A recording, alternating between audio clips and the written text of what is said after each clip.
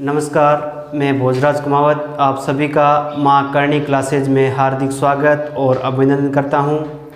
आज अपन बात करेंगे क्लास 10th के चैप्टर नंबर 2।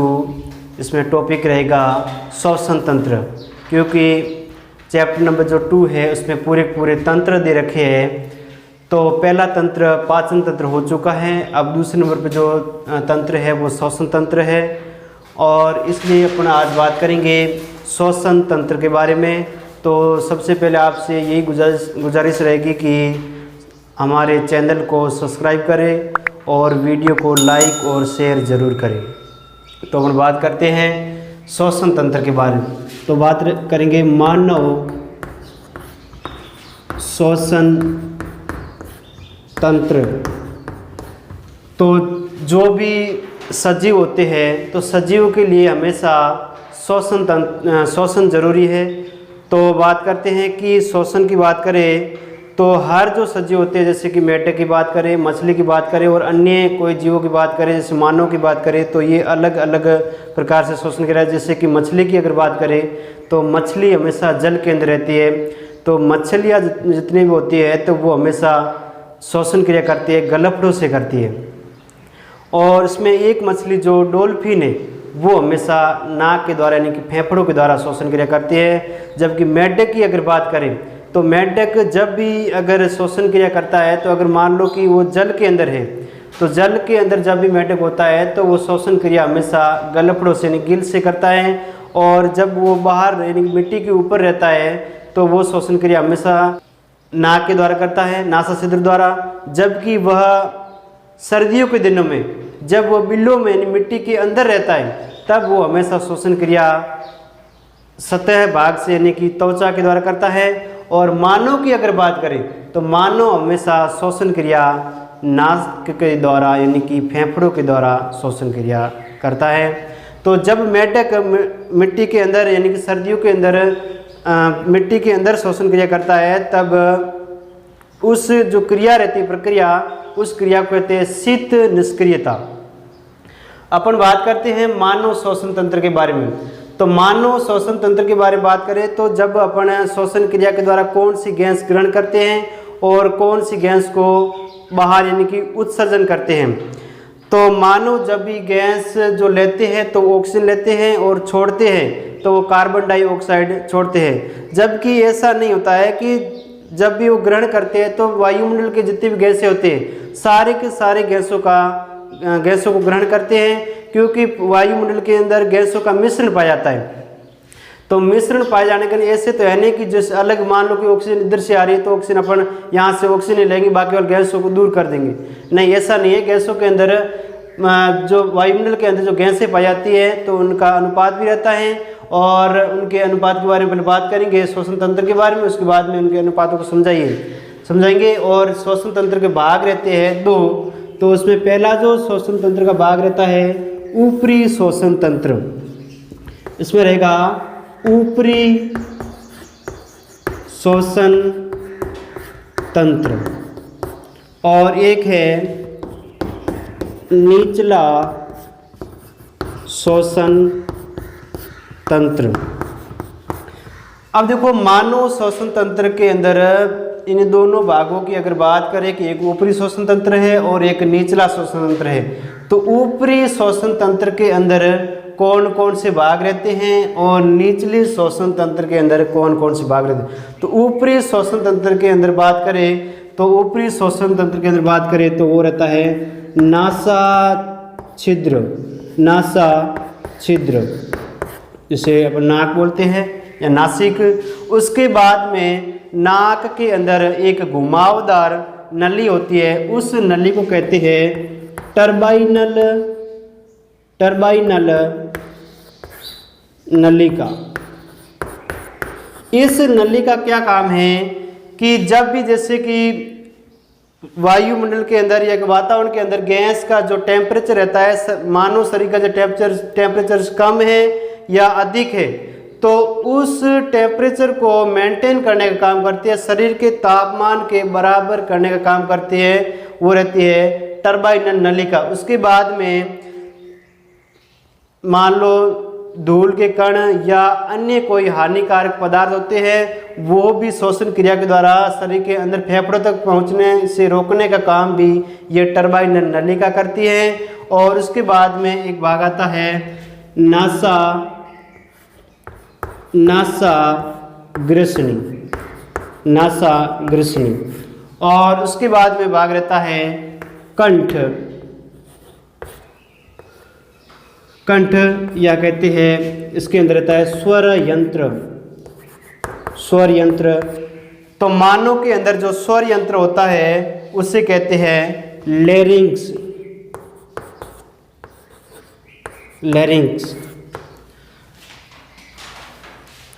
और अपन बात करें तो ऊपरी श्वसन के ये भाग रहते हैं नासा छिद्र, टरबाइन नलिका, नासाग्रसनी, कंठ। और निचले श्वसन तंत्र की अगर बात करें तो वहाँ रहती है श्वास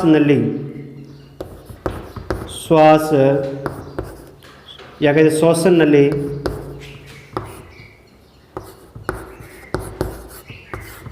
और श्वसन नली आगे जाकर दो भागों में उसे कहते हैं श्वसनी, और श्वसनी आगे है श्वसनिका।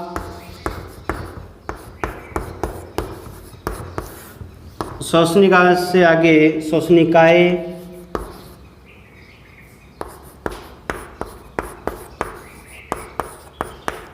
और ये श्वसनिकाएं आगे जाके खुलती है कूपिकाओं में, कूपिका यानी कि फेफड़े। तो ऊपरी श्वसन की बात करें तो नासा छिद्र, टरबाइन नलिका, नासाग्रसनी, कंठ। और निचले श्वसन तंत्र की अगर बात करें तो श्वसनी, श्वसन नली, श्वसनिकाएं और कूपिकाएं यानी कि फेफड़े, ये भाग रहते हैं मानव श्वसन तंत्र के बारे में। और एक मिनट रुको, अब ये चित्र है मानव श्वसन तंत्र का जो रहेगा निचले भाग।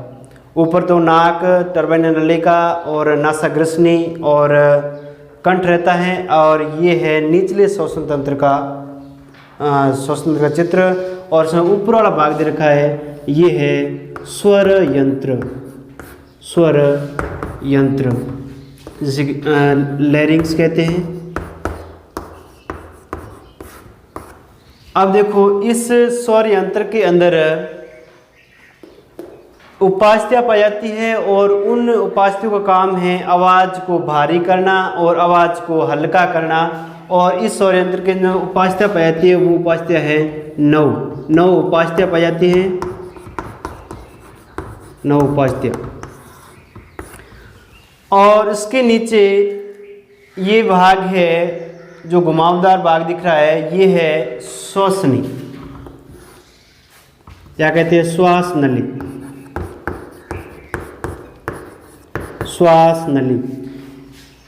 ये श्वास नली के अंदर जो ये घुमावदार ये संरचना दिख रही है, ये है सी आकार के छल्ले हैं। और इन सी आकार छल्लों का काम है कि ये श्वास नली है, इनको दोनों सिरों को आपस में चिपकने न दें। और अगर ये नली चिपक जाती है तो यहाँ श्वसन क्रिया रुक जाती है, इसलिए यहाँ इनके बीच में सी आकार के छल्ले पाए जाते हैं। और ये सी आकार के जो छल्ले हैं ये बने रहते हैं ऊतक के, और वो ऊतक रहता है कूट स्तरीय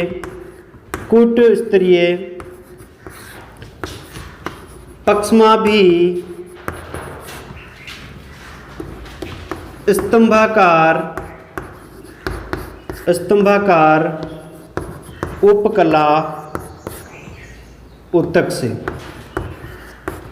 ये ऊतक का नाम है। एग्जाम पूछते हैं कि जो श्वास नली के अंदर सी आकार के छल्ले पाए जाते हैं और किस प्रकार के ऊतक से बने होते हैं, तो वो रहते हैं कुट स्तरीय पक्षमाभि स्तंभाकार उपकला ऊतक से बने रहते हैं। और इसके नीचे ये श्वास नली आगे जाकर के 2 भागों में बढ़ जाती है। तो इस भाग का नाम है श्वसनी।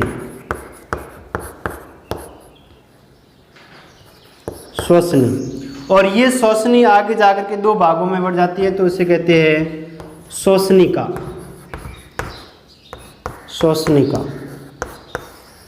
और ये श्वसनिकाय आगे जाकर के और भागों में बढ़ जाती है तो उसे कहते हैं श्वसनिकाय। श्वसनी नीचे लिख देता हूँ, श्वसनिकाय। श्वसनिकाय, और ये श्वसनिकाय आगे जाकर के कूपिकाओं में खुलती है। ये श्वसनिकाय आगे जाकर के कूपिकाओं में जाकर के खुलती है, कूपिका।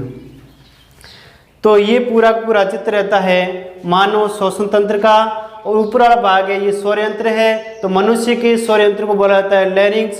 लैरिंक्स के अंदर 9 उपास्थ्य पाई जाती हैं और इन उपास्थ्यों का काम है आवाज़ को भारी करना और आवाज़ को हल्का करना। और उसके बाद में ये कंठ के नीचे की तरफ श्वास नली पाई जाती है और इस श्वास नली के अंदर सी आकार के छल्ले पाए जाते हैं। और ये सी आकार के छल्ले हैं वो बने हुए एक उत्तक से, और उस उत्तक का नाम है कूट स्तरीय पक्ष्माभी उपकला उत्तक से। और ये श्वास नली आगे जाकर के 2 भागों में बढ़ती है तो इसे कहते हैं श्वसनी। और श्वसनी भी आगे जाकर 2 भागों में बढ़ती है, उसे कहते हैं श्वसनिका। और श्वसनिका भी आगे जाकर 2 भागों में बढ़ती है, श्वसनिकाय। और श्वसनिकाय आगे जाकर के कूपिकाओं में जाकर के खुलती है। अब देखो एग्जाम में कभी कभार पूछते हैं कि एक फेफड़े के अंदर कूपिकाओं की संख्या कितनी रहती है। तो एक फेफड़े के अंदर कूपिकाओं की जो संख्या रहती है वो रहती है 15 करोड़। 15 करोड़। एक फेफड़े के अंदर जो कूपिकाओं की जो संख्या रहती है वो रहती है 15 करोड़। और 15 करोड़ इस फेफड़े के अंदर और 15 करोड़ इस फेफड़े के अंदर, तो टोटल मिला के दोनों फेफड़ों के अंदर जो कूपिकाओं की जो संख्या रहती है वो रहती है लगभग 30 करोड़ के आसपास।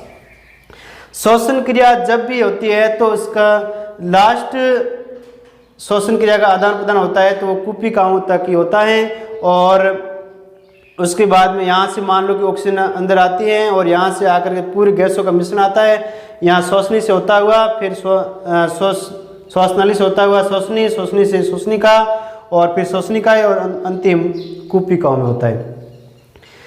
अब देखो ये मानव श्वसन तंत्र का भाग है निचला श्वसन तंत्र, उसमें 2 फेफड़े हैं। अब देखो अगर बात करें कि एक फेफड़ा ये छोटा है और ये बड़ा है, यानी कि दाया फेफड़ा है वो आकार में बड़ा होता है जबकि बाया फेफड़ा आकार में छोटा होता है। अब छोटे होने का कारण क्या है? छोटे होने का कारण ये है कि इसके पीछे की तरफ अपने हृदय पाया जाता है। इस यानी कि दाएं फेफड़े के पीछे की तरफ हृदय पाया जाता है। तो हृदय पाए जाने के कारण दाया फेफड़ा हमेशा छोटा होता है आकार में। और इसके खंड की अगर बात करें तो बाएं फेफड़े के अंदर हमेशा 2 खंड होते हैं। ये रहता है बाया फेफड़ा, बाया, और ये रहता है दाया। तो बाएं फेफड़े के अंदर खंड की बात करें तो 2 खंड होते हैं और दाएं फेफड़े के अगर खंडों की बात करें तो यहाँ 3 खंड होते हैं। तो दाया फेफड़ा हमेशा आकार में बड़ा होता है और जबकि बाया फेफड़ा हमेशा आकार में छोटा होता है। छोटा होने का कारण ये है कि बाएं फेफड़े के पीछे की तरफ हृदय पाया जाता है। हृदय पाए जाने के कारण ही ये फेफड़ा छोटा होता है और इसके अंदर 2 खंड होते हैं। और जबकि दाया फेफड़ा आकार में बड़ा होता है और इसके अंदर हमेशा 3 खंड पाए जाते हैं। अब देखो श्वसन के प्रकार है, यानी कि एक होता है अंतःश्वसन और एक होता है बाह्य श्वसन। यानी कि जब भी गैसों को अपन ग्रहण करते हैं तो वो श्वसन होता है अंतःश्वसन, और जब गैसों को अपन बाहर निकालते हैं यानी गैसों का उत्सर्जन करते हैं तो वो रहता है बाह्य श्वसन या कहते हैं उच्च श्वसन। अब देखो ऊपरी श्वसन क्या है और यानी अंतःश्वसन क्या है और बाह्य श्वसन क्या है। यानी कि बाह्य श्वसन को उच्च श्वसन भी कहते हैं। यानी कि जब भी अपन गैसों के मिश्रण को अंदर ग्रहण करते हैं तो वो रहता है अंतःश्वसन। अंतःश्वसन के द्वारा जब ये फेफड़े हैं वो उनका आयतन या आकार की बात करें तो उनका आकार और आयतन बढ़ जाता है। और इसके नीचे की तरफ पाया जाता है डायफ्राम। डायफ्राम ऊपर हो जाता है। कब होता है? जब अंतः शोषण की क्रिया होती है, यानी कि गैसों को अपन अंदर ग्रहण करते हैं तो उनका आकार, फेफड़ों का आकार बढ़ जाता है और आयतन बढ़ जाता है, और डायफ्राम है वह ऊपर की तरफ होता है। और अब बात करते हैं बाह्य शोषण की। जब यानी कि गैसों का उत्सर्जन होता है, यानी गैसें बाहर निकलती है, तब जाकर के फेफड़ों का आकार घटता है और डायफ्राम है वह सपाट की स्थिति में हो जाता है। तो ये बात हो गई अंतः शोषण और बाह्य शोषण की। और यानी कि सेम वही बात है, जब अपन गुब्बारे के अंदर हवा भरते हैं तो गुब्बारा फूल जाता है, यानी गुब्बारे का आकार बढ़ जाता है। तो यानी कि जब भी इसके अंदर गैस से अंदर प्रवेश करती है फेफड़ों के अंदर तो इनका आकार बढ़ जाता है, और हवा जैसे ही वापस बाहर निकलती है तो इनका आकार घट जाता है। तो सेम एक गुब्बारे की कंडीशन के होते हैं। और इसके नीचे की तरफ आ जाता है डायफ्राम। डायफ्राम एक पतली झिल्ली नुमा संरचना होती है, और ये रहती है अंतः शोषण और बाह्य शोषण। अब बात करते हैं कि जो ये सी आकार की छल यानी श्वास नली है, ये तो सी आकार के छल्लों की बनी होती है, और इसके अंदर उत्तक रहता है, वो कुट स्तरीय पक्षमाभी स्तंभाकार उपकला उत्तक। अब बात करते हैं ये फेफड़े हैं, ये फेफड़े किस प्रकार के उत्तक से बने होते हैं? तो ये फेफड़े हैं वो हमेशा स्पंजी उत्तक से बने होते हैं, स्पंजी उत्तक से। ये है फेफड़े स्पंजी उत्तक से बने होते हैं। अब बात करते हैं कूपिका। जो कूपिकाएं है वह किस प्रकार के उत्तक से बने होते हैं? तो कूपिकाएं है वो रहती है सल्की उपकला उत्तक से। तो ये ध्यान रखना, एग्जाम के अंदर पूछते हैं कि जो श्वास नली के अंदर सी आकार के छल्ले पाए जाते हैं वो किस प्रकार के उत्तक से बने होते हैं? तो वो रहते हैं कुट स्तरीय पक्षमाभी स्तंभाकार उपकला उत्तक से। अगर कूपिकाओं के पूछे वे किस प्रकार के उत्तक से बने होते हैं तो ये है सल्की उपकला उत्तक से। अगर फेफड़ों का पूछे फेफड़े किस प्रकार के उत्तक से बने होते हैं तो वो रहते हैं स्पंजी उत्तक से। इतना ध्यान रखना। अब अपन बात करेंगे कूपिकाओं का आकार। गैसों का जो आदान प्रदान होता है वो फेफड़ों के अंदर लास्ट कूपिकाओं तक होता है, और जब भी अपन गैसों को अंदर ग्रहण करते हैं तो फेफड़े फूल जाते हैं, गैस जैसे बाहर निकलते हैं तो वो फेफड़ों का आकार घट जाता है।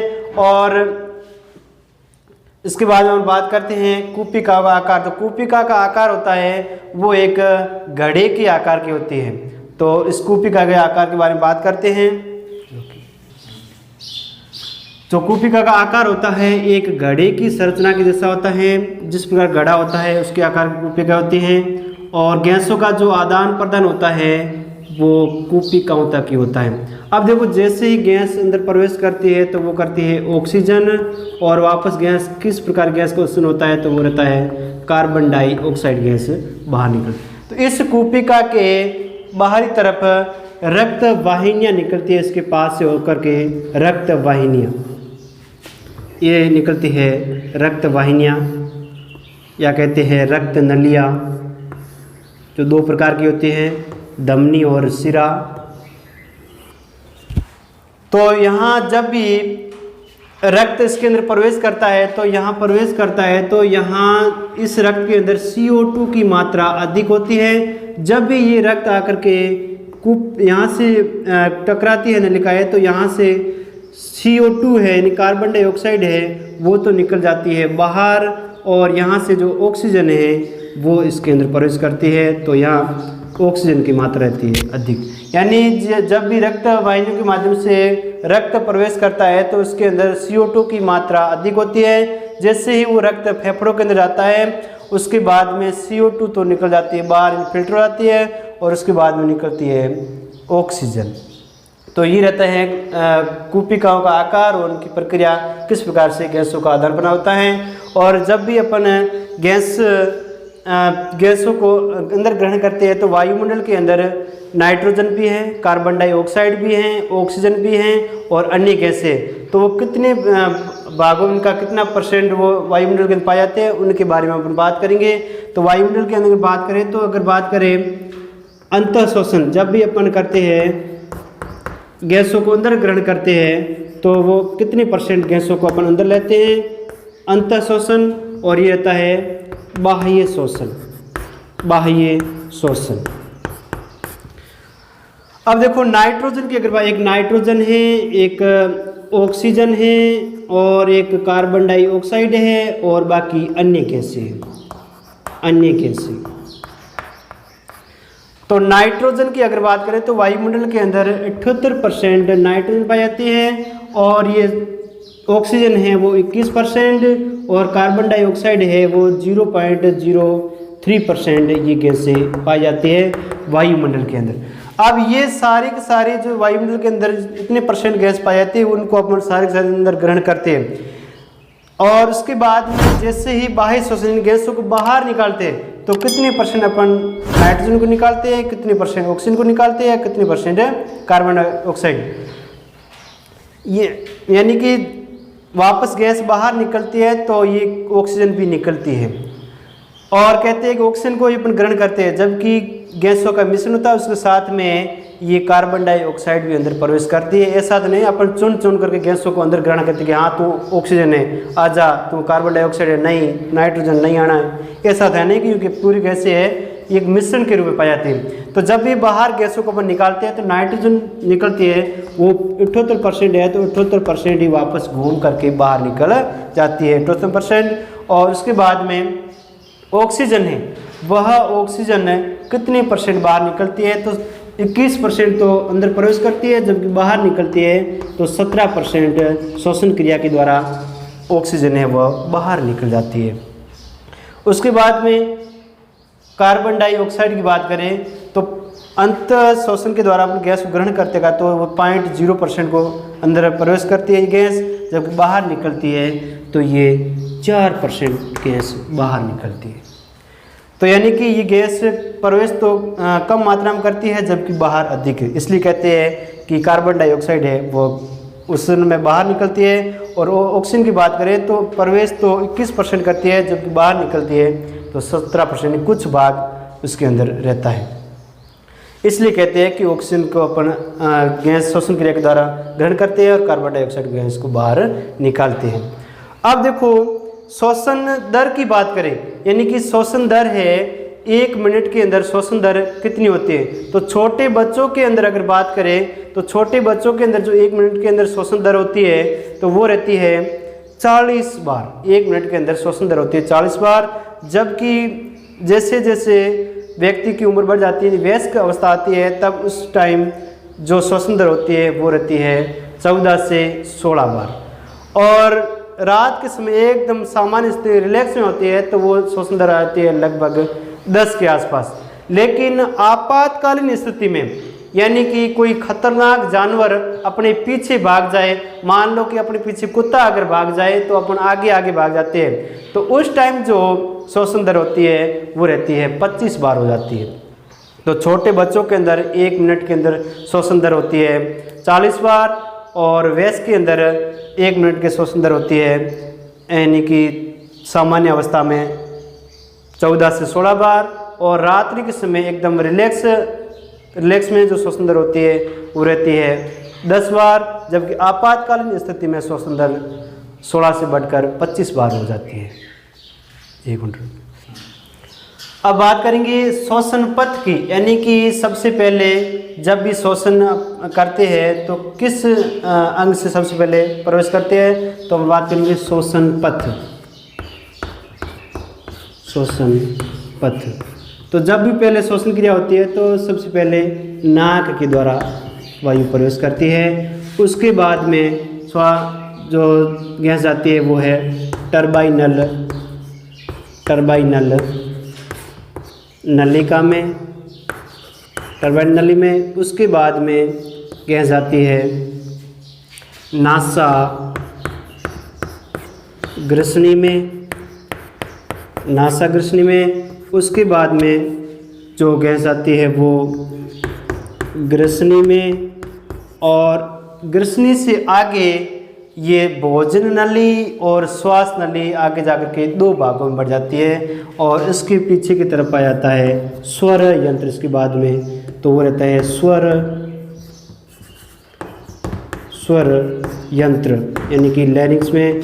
और उसके बाद में जो गैस जाती है वो जाती है श्वास नली में। श्वास नली में और उसके बाद में श्वसनी में और उसके बाद में श्वसनिका में, श्वसनिका और उसके बाद में वापस किया जाती है श्वसनिकाएँ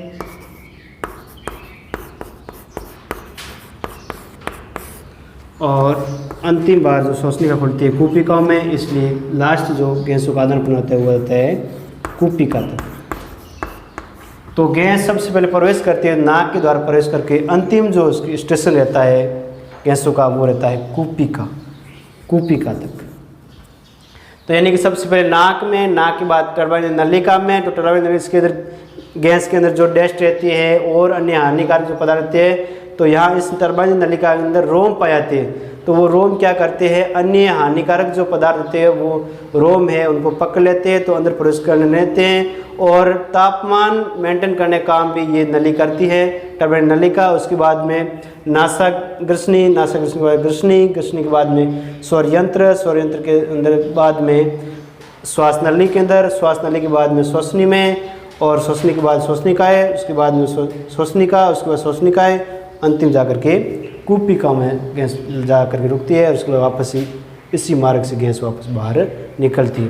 अब अपन बात करेंगे जो ये स्वर यंत्र है, तो ये इसके अंदर पाया जाता है एक ढक्कन, जो यानी कि श्वास नली और भोजन नली को दो भागों में, यानी कि जैसे कि अपन भोजन करते हैं तो वो भोजन का कण श्वास नली के अंदर न जाए, उसके लिए इसके अंदर एक ढक्कन पाया जाता है। उस ढक्कन का नाम है घाटी ढक्कन, जिसे कहते हैं एपिग्लोटिस।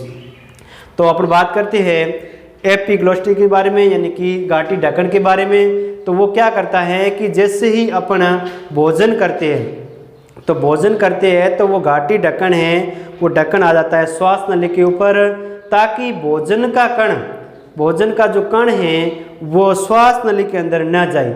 अगर श्वास नली के अंदर भोजन का कण जाता है तो आपने देखा होगा जब अपन भोजन करते हैं तो अपन को हिचकी आने लगती है। तो हिचकी आने का कारण यही है, कारण क्या है, क्योंकि जब भी अपने भोजन किया तो वो भोजन का कण है वो भोजन नली में न जाकर के श्वास नली के अंदर प्रवेश किया। ऐसा क्यों होता है, क्योंकि अपन सामान्य लोग यहाँ ये कहते हैं कि अपन को कोई याद करते हैं तो इसलिए अपन को हिचकी आती है। नहीं, अपन याद नहीं करते हैं, यानी कि अपन को कोई याद नहीं करते हैं, याद तो अपन किसी को कर रहे हैं।